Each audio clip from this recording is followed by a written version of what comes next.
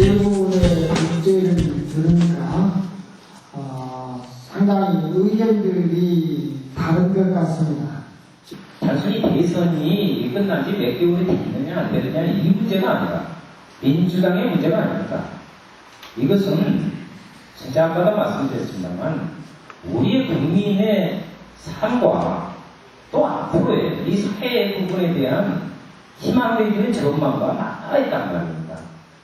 그렇기 때문에 저희들도 시민사회단체에 있는 사람들도 새로운 정치개혁과 이 부분에 관심을 높이는 것이고 우리는 또 개혁적인 기존의 정당 구조에 있지만 이대로 갈 수는 없다. 이거다가 정말 국민들에게 정말 이건 제가 되는 것이다. 이 부분을 가지고 있다고 봅니다. 그것은 단순히 몇 개월에 지켜볼 저는 지켜봤다고 생각합니다. 저는 지켜봤는데 4개월여 만에 이렇게까지 정말 참 힘든 경우는 없습니다. 그렇다면 지금이라도 그 부분에 적극적인 부분을 가지고 열린 자세로 좀 다가서는 것이 마땅하다. 아까 원칙적인 걸 내가 제시했습니다. 개혁을 통합신당을 만들든 신당을 만들든 원칙적, 합법적으로 그리고 원칙과 상식선에서 일어나는 얘기입니다. 근데 그 상식선, 원칙에서 벗어지고 있다는 얘기입니다. 국민신당이 주장하는 것, 이유 세 가지가 있습니다. 첫째, 개혁 정당, 진보 정당입니다.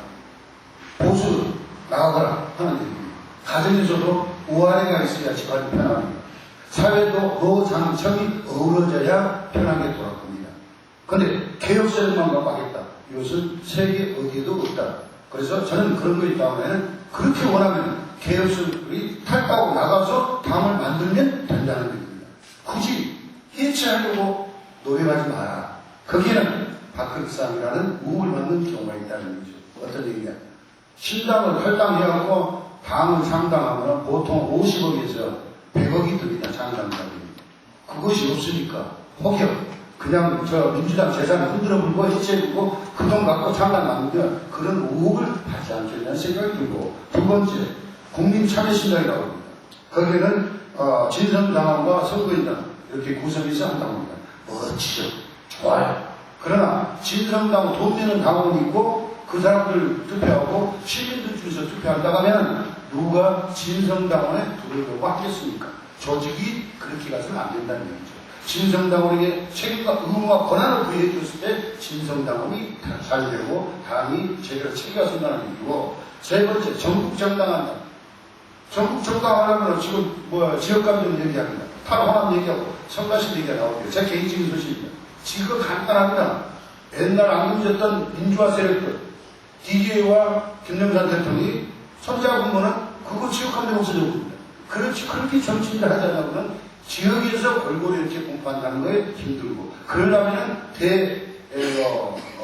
대선거구로 제도적으로 그렇게 해야지 이건 호남만 이렇게 자치고 그렇게 하면은 영남에서 표 얻어갖고 국회의원 당선시켜 전국 정당화된다. 이게 모순적이라는 생각을 갖고 있습니다.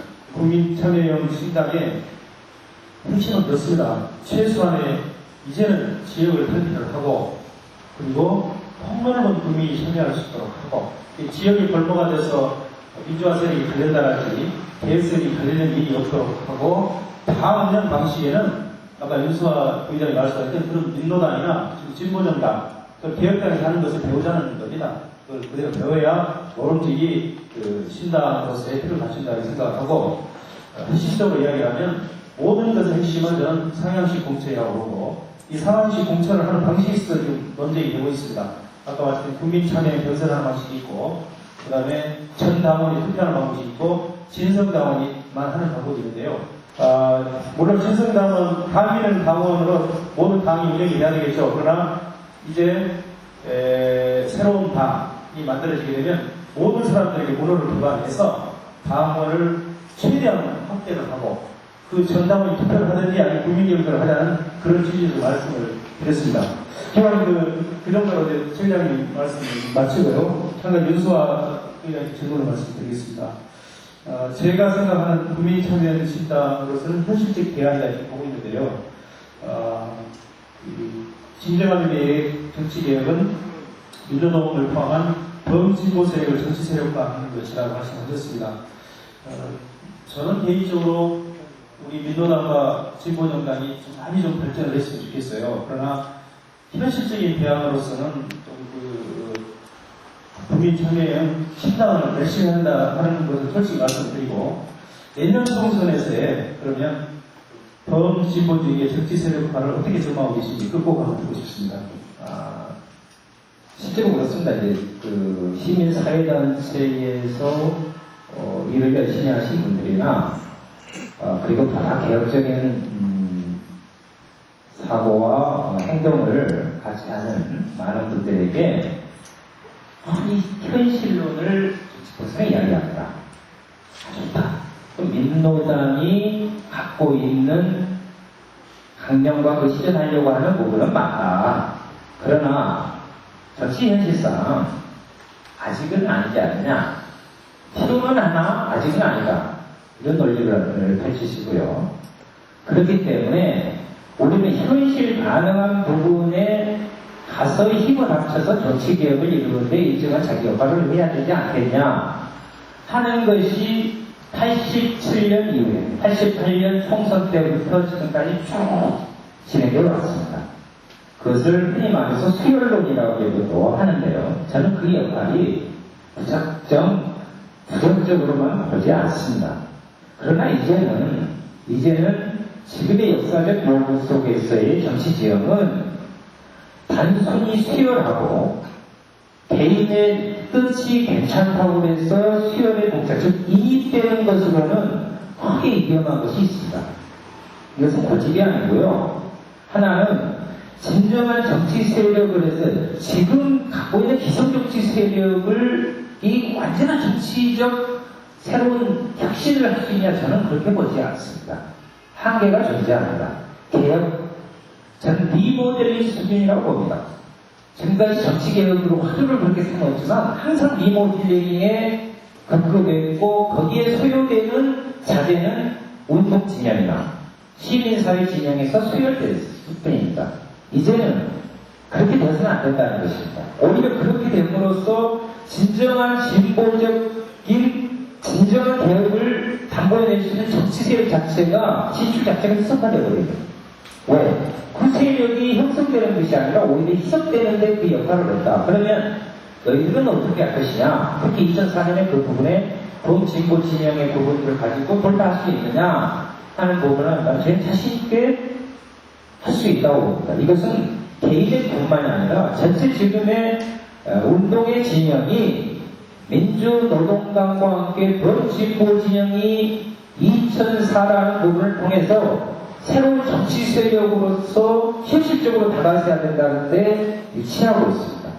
처음으로 과거에는 정당의 부분을 단체가 떼어놓고 봤는데 지금은 전체의 진영이 전체 큰 정당의 건설 그리고 현실적인 정치적 대안 세력으로서 2004년을 돌파하는 그 개비성 이런 부분들은 지금 전체적으로 같이 하고 있습니다. 그래서 오히려 정말 정치개혁은 새로운 정치 세력을 만들어냄으로써 그것을 현실화시켜냄으로써의 돌파구가 마련된다. 그것을 우리들이 해낼 수 있다. 목표만은 아니고 적극적으로 그런 부분들이 지금 현재 준비되고 모색되고 있습니다. 우리 김정기 교수님도 한때는 저희 방에 입당하셨던 걸로 저는 알고 있습니다. 지구당 위원장이 지금도 제왕적 지구당 위원장이다. 그리고 충성도, 물론 조직에서는 충성도가 따를 수밖에 없습니다. 그런데 제왕적이라는 얘기는 과거의 어떤 형태가 어떨지 몰라도 지금은 아니라는 말씀을 드리고 싶습니다. 여러분들도 잘 아시다시피 우리 시장 경선에서 위원장은 누군가 마음을 주었습니다. 그러나 국민들과 국민 경선단에서 다른 후보를 시장 후보로 선택했습니다. 이게 과연 제왕적인 위원장은 맞냐? 나는 이제 모두가 민주화되어 가고 있는 과거라는 말씀을 드리면서 그런 데는 오해가 없으시기를 바랍니다. 그 다음에 우리 김대중 의장과 윤수아 부의장께서 범진보 세력 통합 협력을 요구하셨습니다. 정말 좋은 겁니다. 그대로 뜻이 맞는 사람끼리 합치고 뜻이 맞는 사람 한나라당이든 민주당이든 범개혁설이든 거기서 자민당을 하든 신당을 하든 빠른 시간 내에 결론에 대해서 가야 한다. 거기에 원칙을 좀 세워달라는 얘기입니다. 여기서 진보 진영의 이야기는 보세요. 한나라당에서 탈당한 이두영 씨나 이재호 씨나 실제로 제가 전민련 활동할 때 이재호 씨 저기 동통일 위원장이었습니다. 제가 전민련도 같이 있을 때. 그런 사람들하고 어떻게 개혁을 같이 이야기합니까? 저희들이 말하는 범진보 진영과 개혁의 부분들은 민노당을 포함한 지금까지의 전체 운동 진영이 농민들 그리고 양식적 지식인들, 중소상인들을 모두 포함하는 새로운 정치 세력을 결집하겠다는 것입니다. 그 계기를 2004년을 통해서 돌파해내겠다. 이제는 그런 힘이 있다. 그래서 민노당을 포함한 더 큰 정당을 여러분 앞에 국민 앞에 보여낼 것이고 그리고 새로운 정치의 모습을 사람이 일상적인 정당 정치는 무엇이냐 일상적인 정치의 주인으로 세우는 것이 과연 어떤 것이냐를 새로운 진짜 정치개혁의 희망을 보여주겠다 하는 부분입니다. 그래서 제일 참고로 민주당 내 개혁당이나 민주당 내 신당보다 전혀 상관이 없다는 것을 말씀드렸습니다. 그러나 제가 금방 주장했던 내용들은 대기에서 발제를 드리셨을 겁니다만 대단히 상식적이고 아주 원칙적인 입장에서 말씀을 드렸다는 것을 다시 한번 말씀드립니다. 그리고 저는 개인적으로는 전당대회를 해보는 필요하다고 생각해요. 솔직히 그렇습니다. 아예 맡기자 라는 생각도 있습니다. 그러나 지금 당 지도부가 거기까지 갈 만큼 성수되지 않는 것 같습니다. 그래서 저는 낙관적으로 보고 있습니다. 그 해결을. 그러나 아까 이것이 당의 기득권만을 갖고 결판이 나게 되면 총선에 설치게 되어 있습니다. 그래서 진정한 의미에서 정치 개혁을 실현할 수 있는 내용을 확보한 새로운 당을 저는 주장을 하고 있는 것이지 이것은 뭐 민주당을 해체하라든지 민주당을 없애고 모두 사람 그런 것은 아니라는 것을 이해해 주셨으면 좋겠습니다. 예, 이상입니다. 전국 정당으로 제대로 그 자리를 올라갈 수 있는 이런 것이 가능한 것인가 그 점에 대해서 말씀해 주시기 바랍니다. 당헌 당규의 모습이 있다. 우리 국민이 절대 다수가 바라는 개혁의 방향이 당헌 당규에 빠졌다고 한다면 당헌 당규를 개정을 하자 이겁니다. 그 개정을 당헌 당규에 의해서 국민들이 맞아 저 개혁세를 보여서 개혁하면 당 개혁하면 되겠구나 하는 그런 의미에서 당헌 당규 법을 고치자는 겁니다. 제도를 고치자는 겁니다. 틀을 고치자는 겁니다. 거기에 연구를 하고 틀을 만들어 놓으면 그 틀에서 수련이 될 걸로 봐집니다. 그래서 싸움보다는 제도 개선에 저는 우선이라는 말씀을 드립니다. 우리 지난 지방선거에서 국민경선 제도라는 것이 도입돼가지고 민주당이 참패를 당했던 전철을 우리는 기억하고 있습니다. 남들 민주당이 인기가 없어서 지방선거에서 졌다 참패당했다 그렇게 분석을 합니다. 그러나 저는 그렇게 분석하지 않습니다. 국민경선제가 대통령제에서는 큰 차이기 때문에 성공을 했습니다. 그러나 지방선거는 단체장 선거에서 조그만 지역에서 민주당 후보끼리 국민경선을 거치면서 알량한 그거 국민경선이라고 그게 정말로 제대로 간다면 완전히 승부가 쓰는 제도를 만들어 놓은 다음에 경선을 했어요. 근데 국민경선이 대통령 선거 따니까 좋아. 그럼 우리 지방선거 대박 했는데 지금 당원과에 비슷하게 싸웠습니다. 그러면 승복을 해야죠. 근데 선거에서 지고 나니까 승복을 안 합니다. 야, 나는 승복 못하고 부동선거 민주당에서 후보가 둘씩 나왔습니다. 같이 했던 사람들 만나왔습니다. 그러니까 민주당 후보 표는 분산될 수밖에 없고 한나라당은 조용히 후보되니까 싹쓸이 할 수밖에 없었습니다. 이런 과정을 저희들은 분석을 하고 있습니다. 저는. 그렇다면 이번에도 분당이 된다면 공열로 간다는 얘기가 됩니다. 처음에 그 신당을 추진했던 분들이 그 전의 경우는 생각을 하겠습니다만 민주당의 당무위원 67명 정도 약 3분의 2 이상이 그 찬성을 해서 신당을 추진하기로 결의를 하고 당무위원회 선정을 했죠. 토론하고 선정을 했는데 그 당무위원회가 잘 아시다시피 아주 폭력으로 물러기셨습니다. 그래서 신당을 추진하자는 당무위원들이 그렇지 말자는 분들보다 숫자는 적은데 그런 방식이 동원되고 그래서 시간이 좀 끊어지고 있을 뿐입니다만은 저는 어떤 형태로든지 그 신당이든 어쨌든 간에 가닥이 잡히려고 보고 있습니다.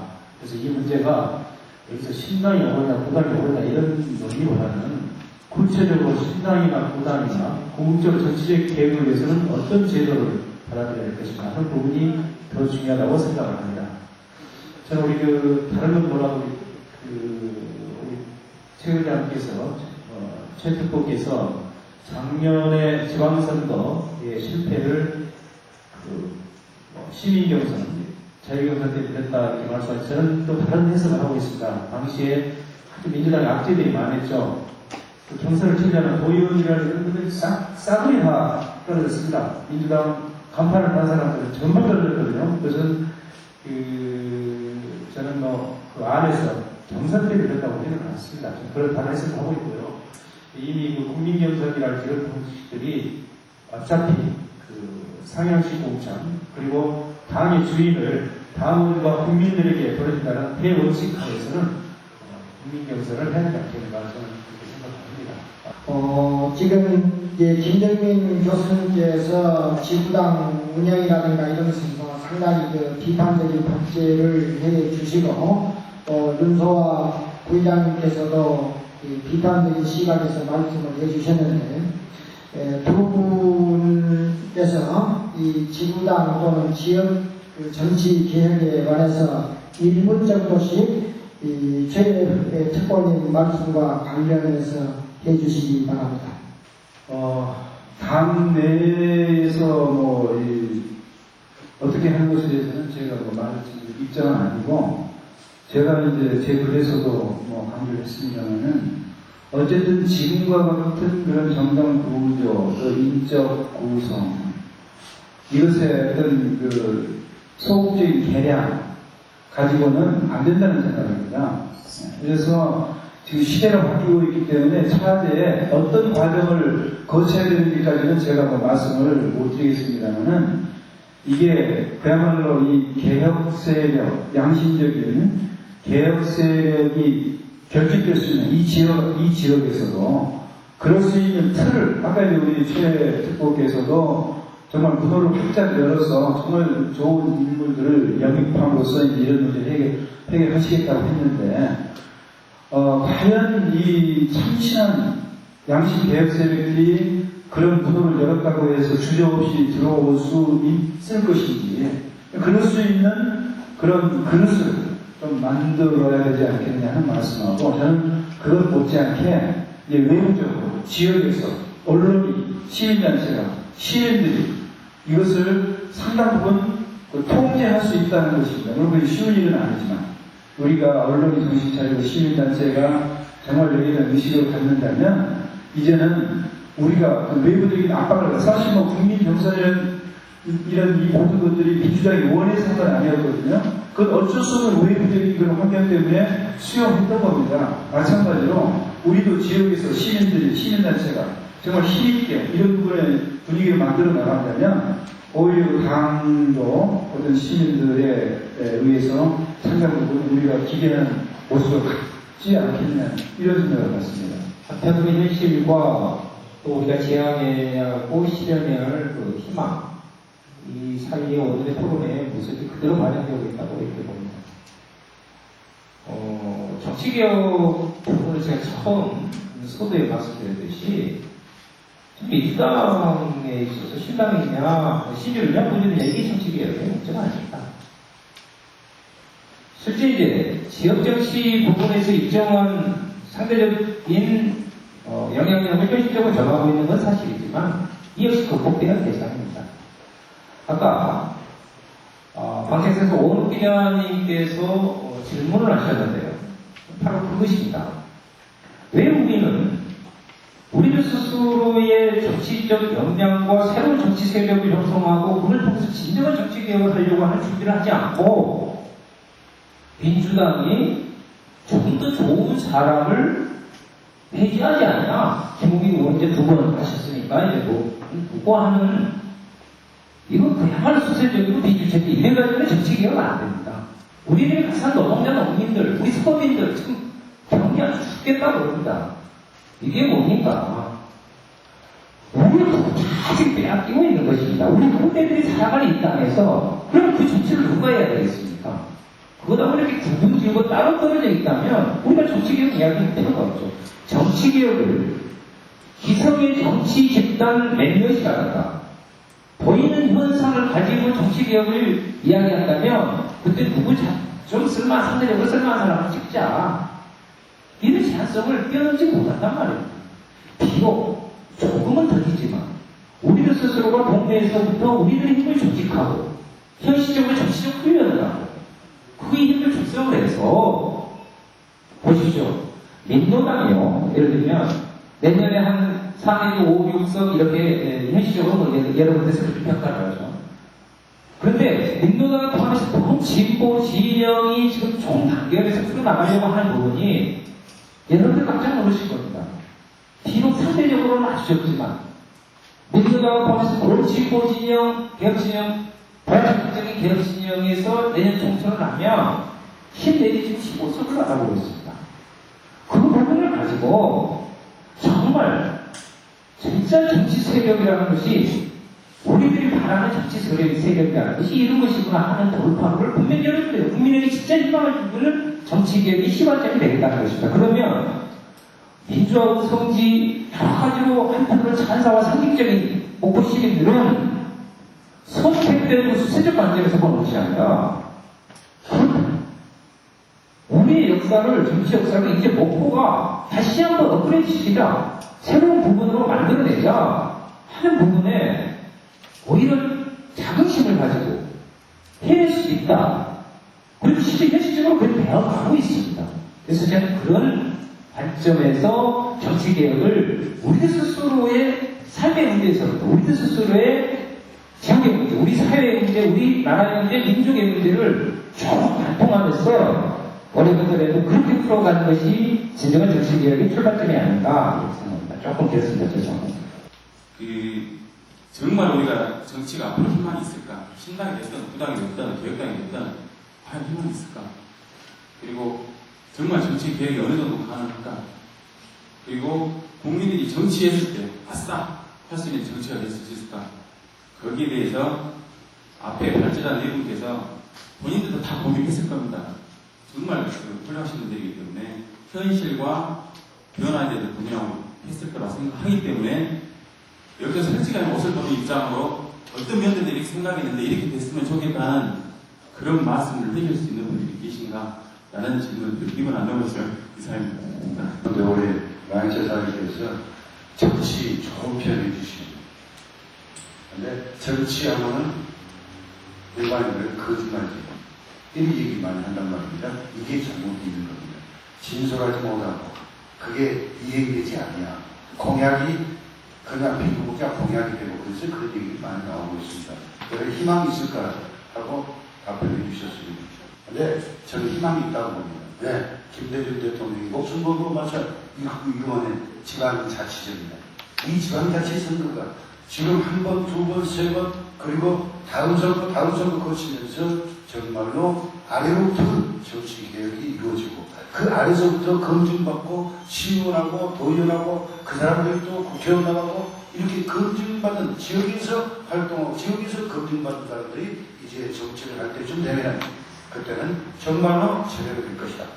그냥 한순간에 것은 개혁은 혁명적일 수밖에 없습니다. 국제사적인 발상밖에 안 되고 아래로부터 점진적으로 이루어져 나가고 있는 과정에 우리가 다소 시행착오를 범하고 있다. 저는 그렇게 판단을 하고 있습니다. 저는 세 가지 말씀드리고 싶습니다. 첫째는 이 선거법 자체가 아주 비현실적으로 되어 있습니다. 그리고 어떤 의식이 있는 정치 시인이 정치 제도권을 진입하기에 철저하게 분리하는 게 있습니다. 이 선거법이 현실적으로 공평하게 개정이 되어야 된다고 생각합니다. 그리고 두 번째로는 엄격한 감시와 통제를 해야 됩니다. 예를 들어서 뭐 저도 선거를 경험해봤으니까 압니다만은 목포시장 선거에 이 선거 뭐죠? 가장 많이 쓸 수 있는 거 뭐라고 합니까? 선거 얼마 이상 쓰면 안 되는 거 있잖아요.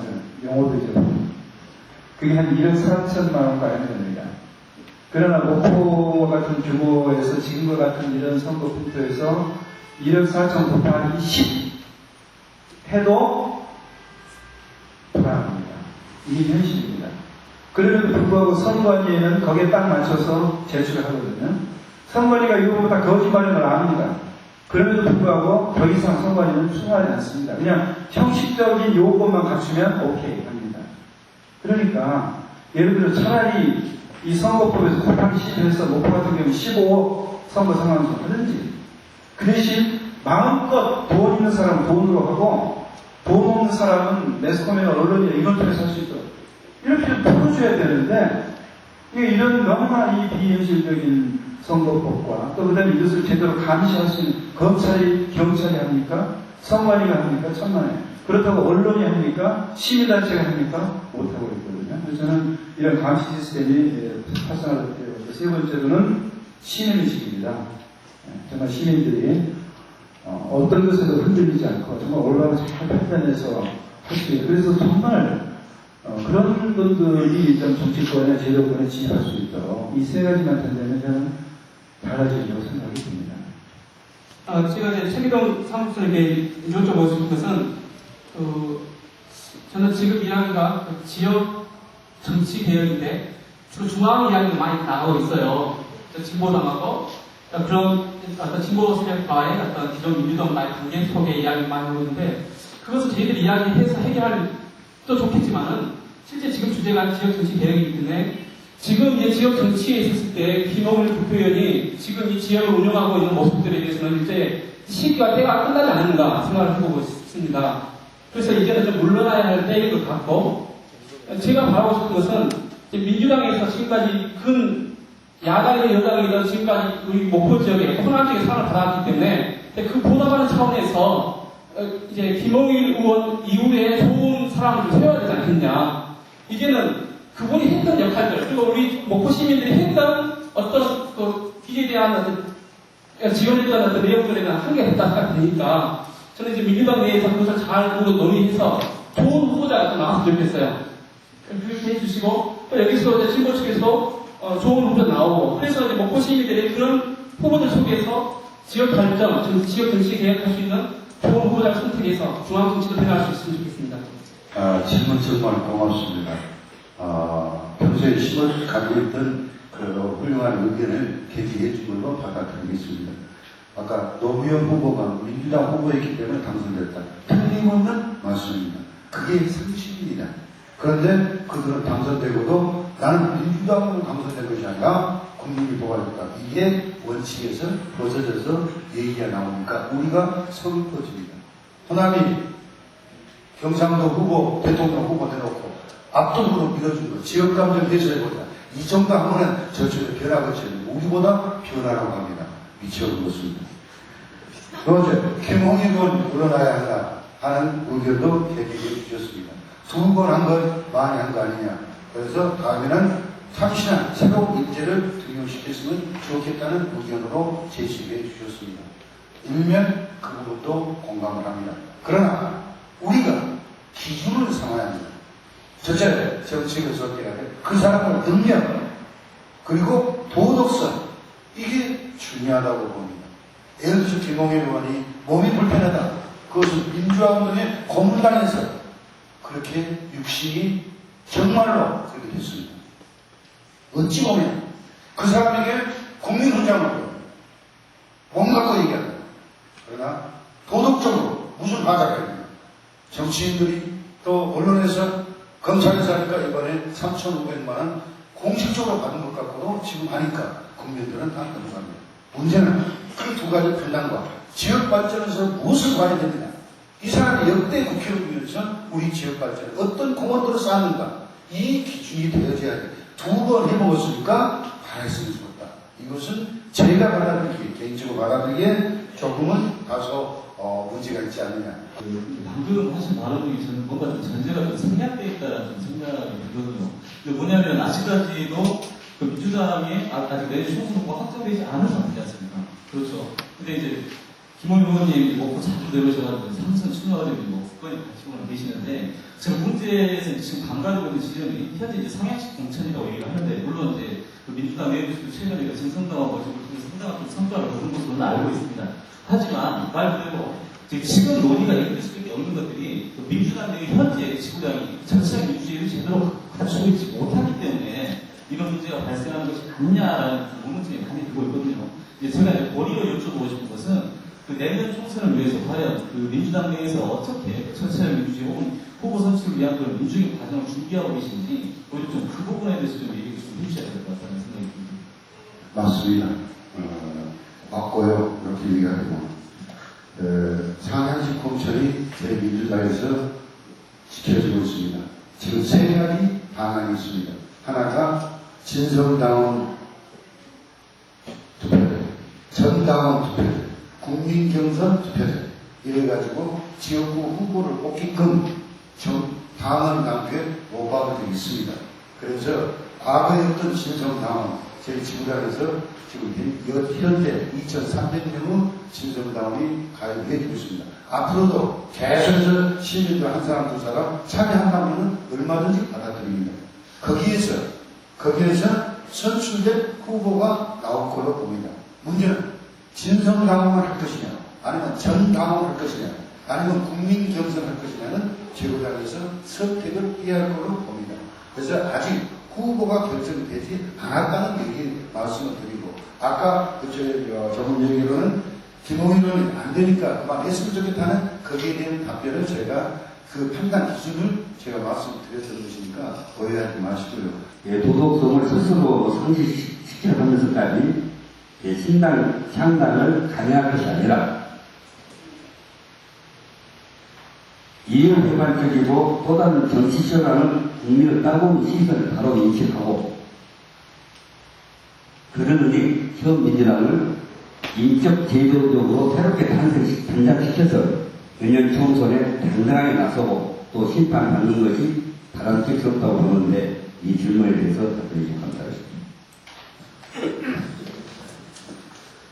저는 결론적으로 이야기해서 이런 식대로 분당이 되면 내년에 한나라당이 이길 수 없다고 저는 생각합니다. 그렇지 않으면 안 됩니다. 그래서 어떤 형태로든지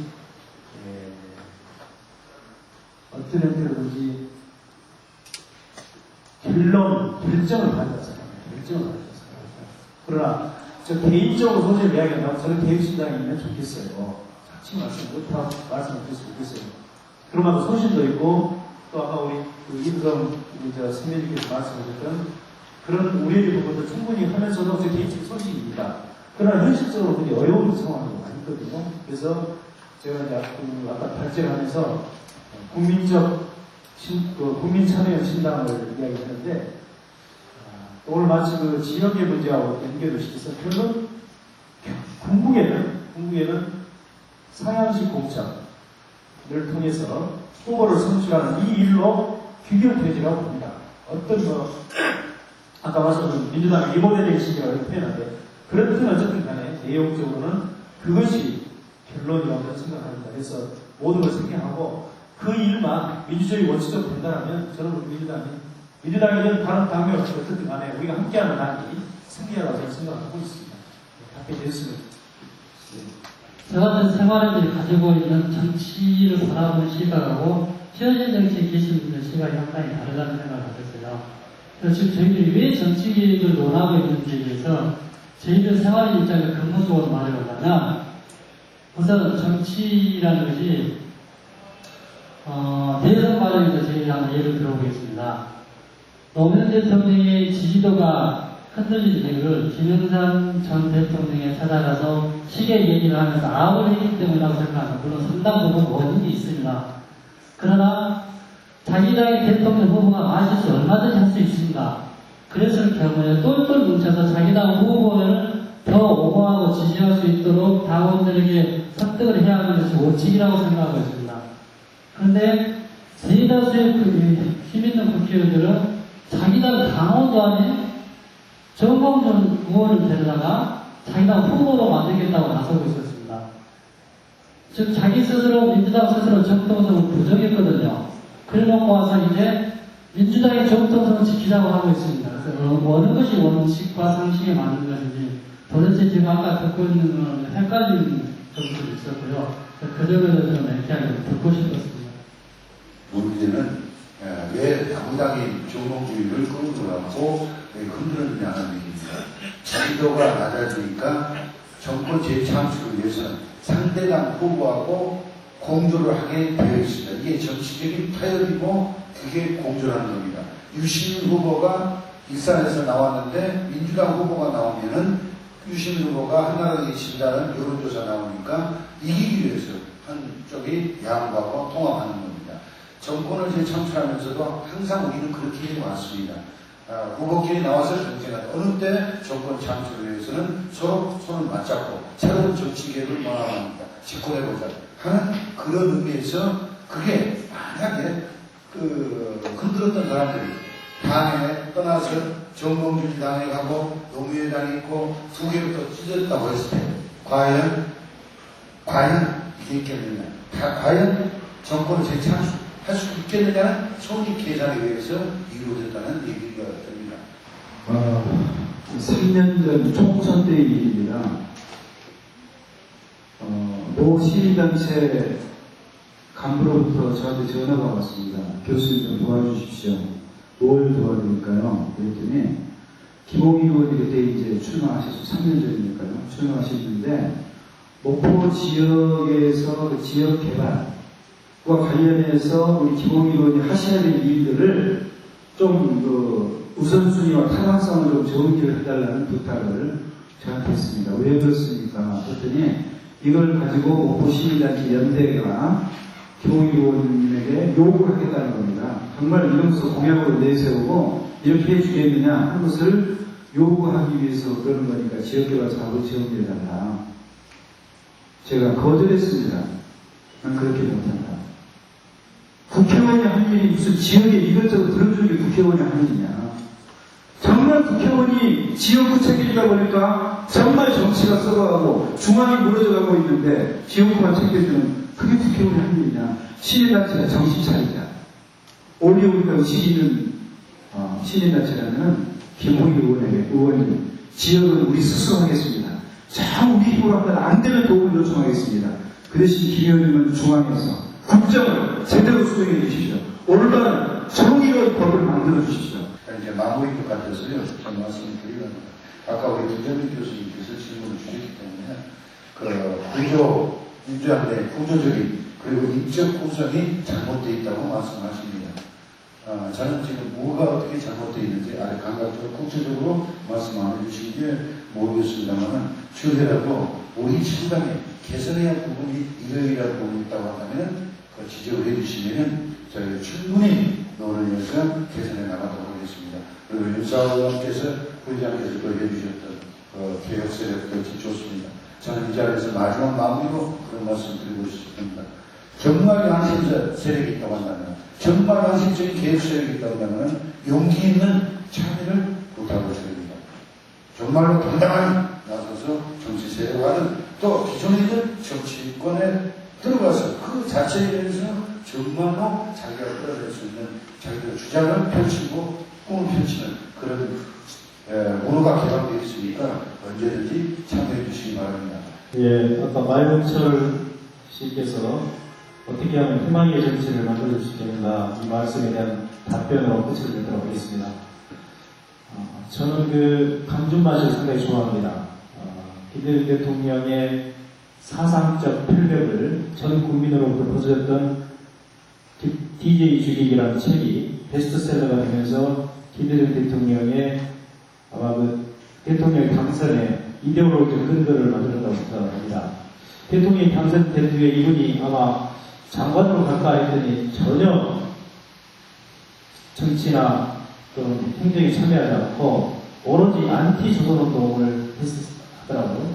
그것만이 아마 국가를 바로잡는 일이라고 생각을 했었던 것 같습니다.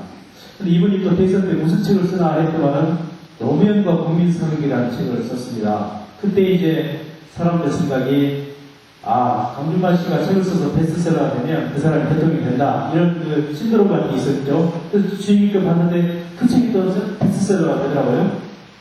그랬는데 노무현이 또 당선이 됐습니다. 그 뒤에 이분이 그러면 노무현 대통령 당선 이후에 가장 힘든 공직이지요. 그래서 이분이 뭘 하는가 봤습니다. 아마 이분이 이번에는 정치에 참여하든지 국회의원에 출마하든지 아마 어디 뭐 자리를 얻을 것이다 했는데 그러지 않고 당에 입당을 하고 입당 운동을 부산에서부터 시작을 하는 것을 봤습니다. 저는 이게 우리 정치 희망이라고 봅니다. 여기 계신 분들이 어느 당에도 좋습니다. 참여를 해서 그 당을 바로 세우고 했을 때 정치인들도 바로 서게 되고 그리고 희망이 보인다고 생각합니다. 저도 열심히 입당 운동을 벌이겠습니다. 네. 실제 그렇습니다. 작년에 제 사회단체에 있어서가 아닌가요? 한번 생각해 보자고요. 작년에 우리 두 어린 딸들이 이건 장갑차에서 천차만에 죽었습니다. 두 예수생이 죽었단 말이에요. 세상에 개혁도 있고 보도 있고 하는 부분에서 그때 미국에 대해서 이 부분에 대한 진상 규명을 한번 하자고 결의안이라고 한번 발의해본 국회의원 한 명이라도 있었습니다. 또한 정말 이렇게 저도 해남이 고향입니다. 아마 여기 하이장사 백인도저 완도지도 호음도에서 탯줄을 묶고 사오신 여기 많은 분들이 계실 겁니다. 내 부모가 살고 있고 하나한테 쌀 대빵이라도 어디다 먹고 있는 즐긴 이 삶의 현장에서 실질적으로 우리 부모들이 그렇게 죽어가고 있습니다. 교육 현장에 흡파되어가고 있습니다. 그러나 누가 합니까? 정치 개혁을 흔히 텔레비전 화면에 나오는 원내의 부분 안에 있어서의 국회의원 몇몇의 모습으로 보는 것이 아니라 출발점을 우리가 서 있는 곳에서 우리의 부분부터 만들어야 합니다. 기성정치 부분에 저는 부분적으로 개혁을 하고 하는 부분 당연히 반대는 안 합니다.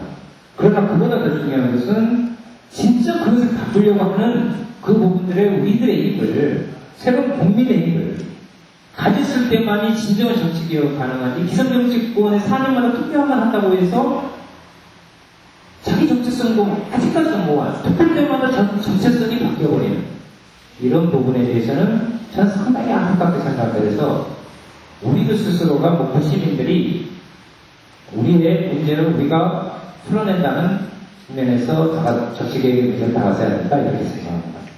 오늘 이제 발제자의 두 분, 그리고 한 분은 대학에 계시고 또 한 분은 시민 민주운동에 직접 참여를 하시는 분들. 그러니까 지금 이제 정치개혁에 대해서 의견이 다른데 오늘 이 발제 토론 중에서도 상당히 같은 당에서도 의견이 다르고 외부에서도 의견이 좀 다르고 그러나 여러분들이 말씀하신 것처럼 우리에게 희망은 있다. 전방이 아니고 희망이 있다고 하는 것을 여러분들이 생각을 하셨을 것입니다. 우리가 이제 지역정치개혁에 대해서 오늘 처음 토론의 자리를 가졌습니다. 오늘 이 토론의 자리를 시작으로 해서 정말로 목포권의 지역정치가 정말로 희망을 찾아서 가고 또 그와 함께 중앙정치, 대한민국의 정치, 한반도의 정치가 정말로 희망을 찾아가는 그런 이 자리의 시작이 될 수 있기를 바라면서 혹시 이제 진행 과정에 제가 미숙하고 그래서 재미있지 못하고 너무 따분하게 들렸을지도 모르겠습니다. 이런 점 차근차근 또 토론을 해가면서 남게 되지 않을까 이렇게 기대를 스스로 하면서 오늘 이런 오랜 시간 참여해 주신 여러분께 감사를 드리면서 지역정치 개혁 어떻게 할 것인가 토론의 자리를 이것으로 마치겠습니다. 대단히 감사합니다.